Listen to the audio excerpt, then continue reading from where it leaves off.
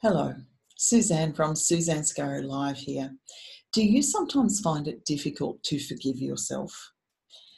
It's always difficult to forgive others for something that they've done to wrong you.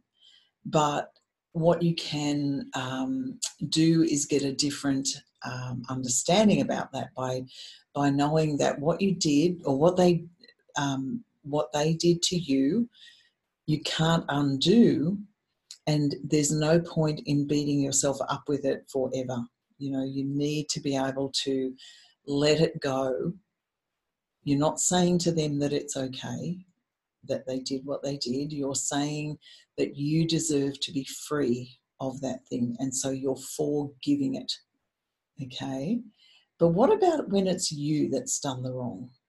So when it's you that's done the wrong, the other person has to do that forgiving. What you need to do is find a way to forgive yourself, and that's often the hardest thing to do. But what you can do is make amends to the person, whatever. Maybe it's an apology, maybe it's, fixing something for them that you've broken, or even admitting that you've broken it in the first place and then making amends for it. But make amends to that other person and then decide that you are going to forgive yourself. Because I promise you, there is no point in you carrying around this thing and beating yourself over the head with it for the rest of your life. It doesn't serve the other person in any way, and it doesn't serve you.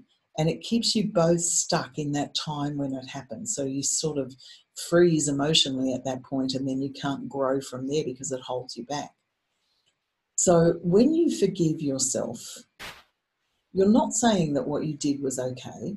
You're saying that you made a mistake and you are human and we do learn from our mistakes. So what you're going to do now is learn from that mistake and move forward with that knowledge and leave behind the pain of it.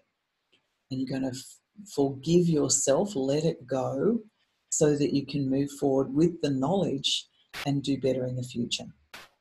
So I hope that makes sense to you. Forgiving others is not easy. Forgiving yourself is even harder.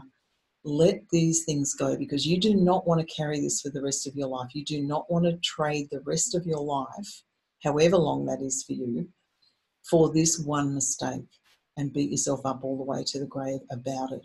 You want to be able to find a way to let it go, and you can. And the tapping that I talk about often is one way to let that go. So I hope that makes sense to you. I hope you can find a way to let it go, because you do deserve to be free of it. And I'll talk to you again soon.